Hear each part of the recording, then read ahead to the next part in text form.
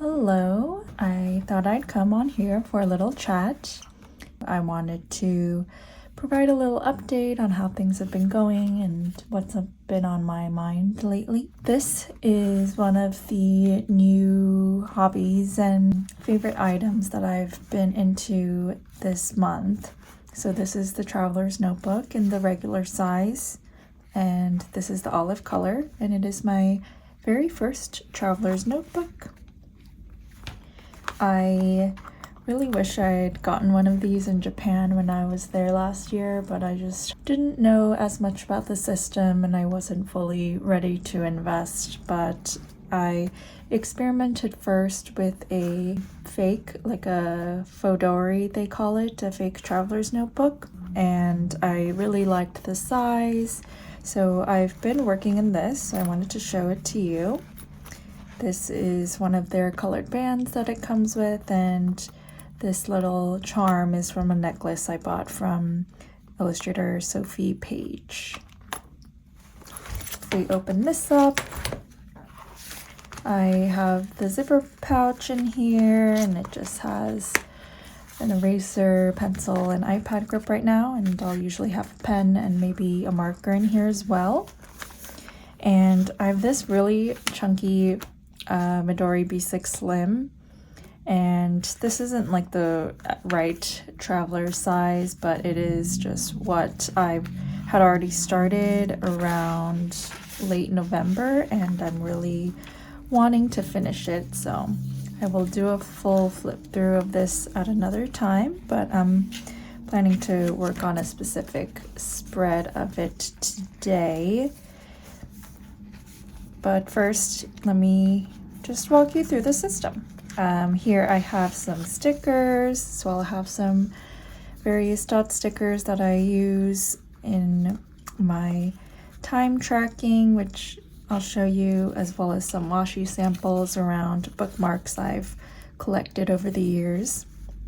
So this specifically, like the idea of a washi sample, is something I hadn't known about before this month, and it is really groundbreaking actually in terms of its portability, because now I actually use all the different washi tapes I have, and it gives me a sort of clearance to buy more, because I wasn't buying washi tapes for a few years because I just wasn't using up any of the rolls, but that's been a game changer. And then the zipper pouch has some extra slots. I've removed the stickers in here for now, but I usually leave some flake stickers here, as well as a giant clip.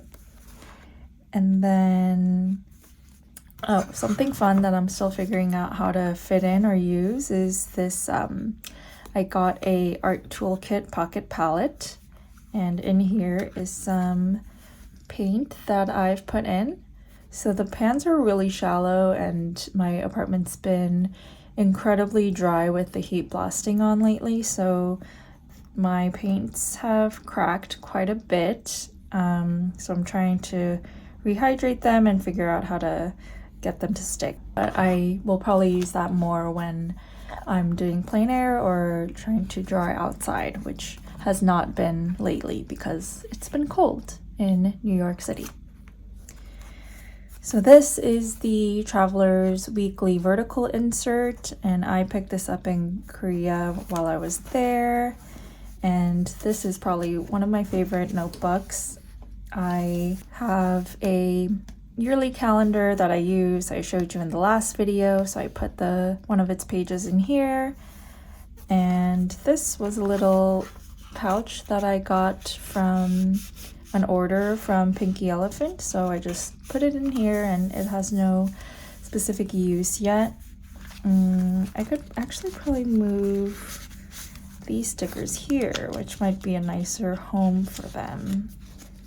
So I'm gonna try that out and see if I like that. But yes, I just glued this pouch in to the cover.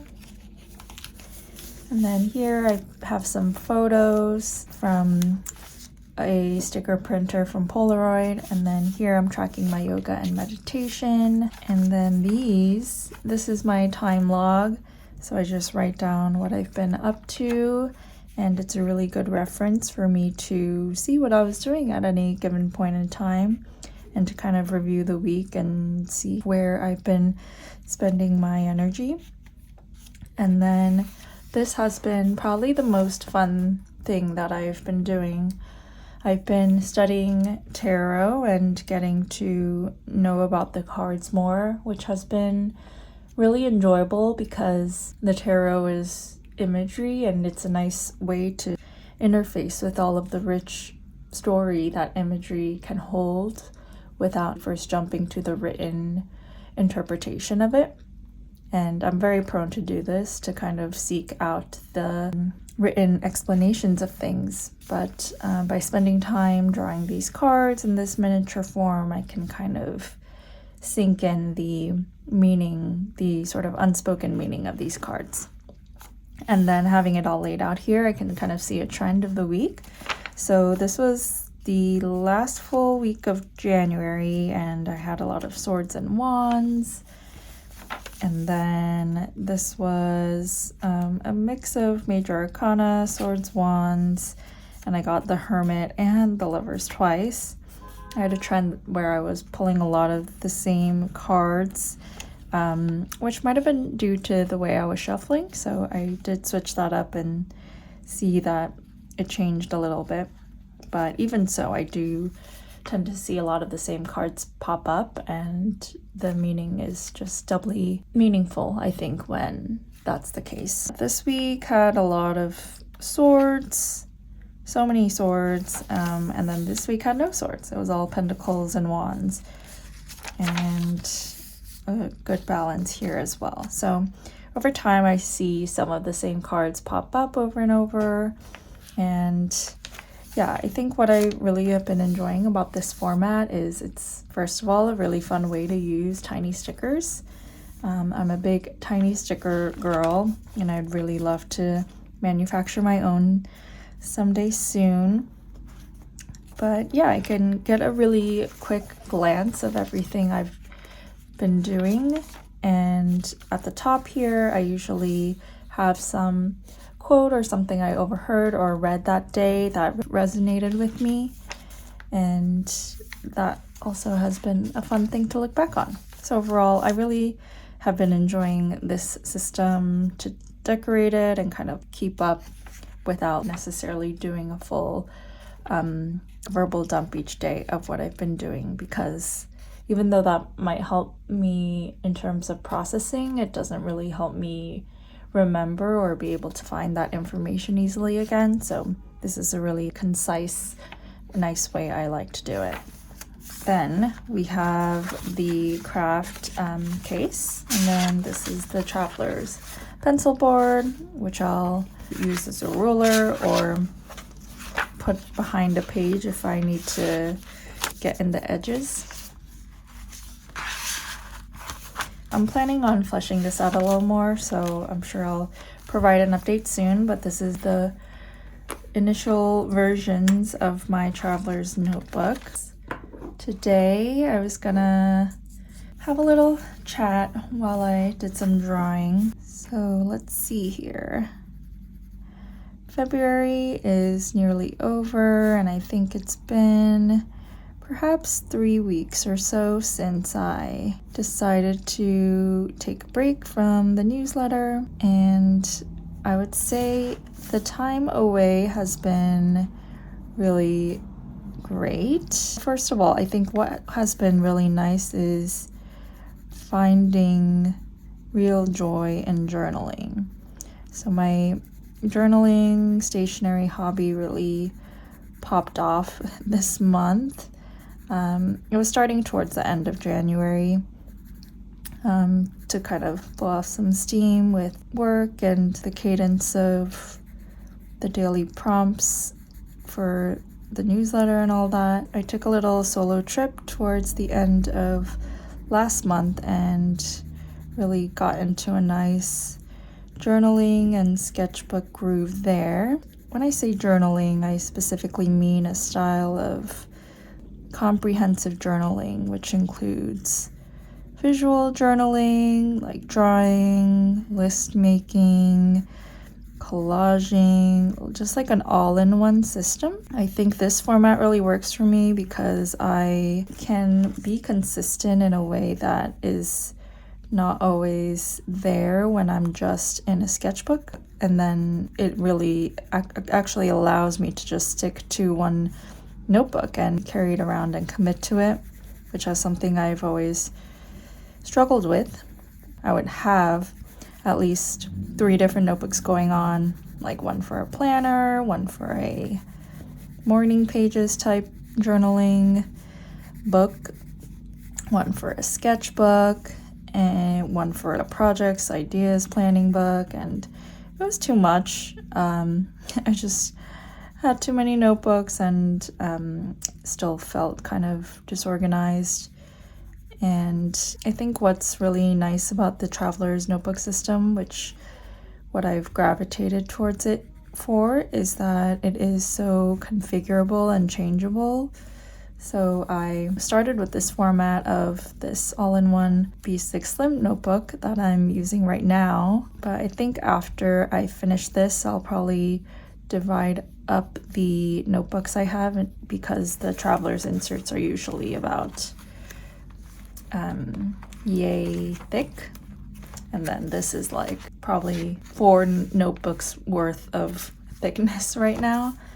I've been carrying this around, but it is kind of heavy, so I'm excited to slim it down. The great thing is because they're the same parent company, the Traveler's Notebook and the Midori paper is the same, and I'm very partial to Midori paper now because it just strikes that really nice balance of not being too nice or precious, so I can kind of just muck around in there and not really care about the result or feel too attached about the result, and that keeps me creating. And I feel like that's not necessarily the same in my nicer sketchbooks, but I'll still use those for specific drawing sessions or to test out paper and all that. Another thing has been making zines. So I've been working on a few zines, and partially it is because I've started taking a risograph printing class at SVA, School of Visual Arts here in New York. And then I am also gearing up for a spring zine challenge on my newsletter. So I would like to have some zine tutorials and content over there and encourage us to share and swap zines. Other than journaling and zines, the first week of February I was really quite sick, so I find that this happens quite often after a big work type of sprint. So I was really just resting, sleeping.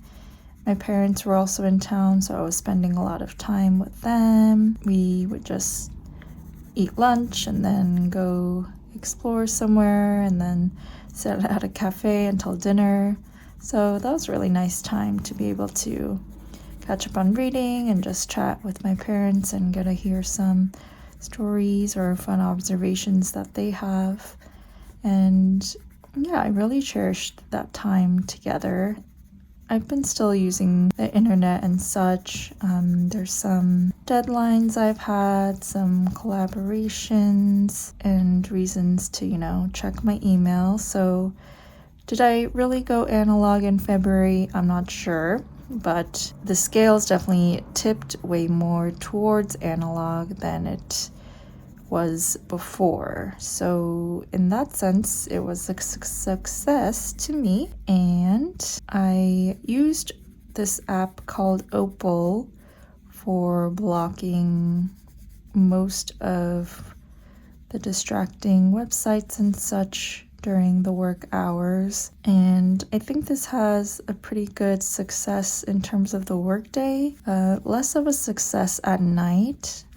I've been sleeping a lot later than I usually do, and yeah, I don't know what's really up with that. I don't know if it's because I'm not working a full-time job anymore, but I would really like to go to sleep earlier and wake up a little bit earlier because I just feel like I don't have time even though I have so much time. It's kind of funny like that. But I think it's also the fact that because I have more time, I have more ambition with things that I would like to try and go to and accomplish. And that can kind of be overwhelming. That's kind of how I feel lately. I am trying to give myself a lot of grace to go slower and pace myself and kind of see how I might want to be gentle but still be moving. Overall, I think I still have a bit more to process in terms of where I landed in February, but overall I'd highly recommend this analog time to free myself from the cadence of content creation, for lack of a better word. I think just the cadence of having to show up and promote online. I think because of that, it's been a really fruitful creative season for me, but not necessarily in the ways that I envisioned. I can envision that I would make grand paintings and all that, but I think really following my joy over the past month, I've been finding that it's in these journal pages that I've really found my groove, found that I have been creating and enjoying that creation. So I'm not sure what output that means in terms of expectation, but I am working on some zines, and so I will carry forward with that. And then I've been also enjoying the more educational aspects, and I'm excited to return to sharing and writing on my newsletter. So that's my update, and I was excited to share this traveler setup with you. If you have any questions or more things that you want to see out of the little tidbits you might have seen here, please do let me know, and I will catch you next time. Bye.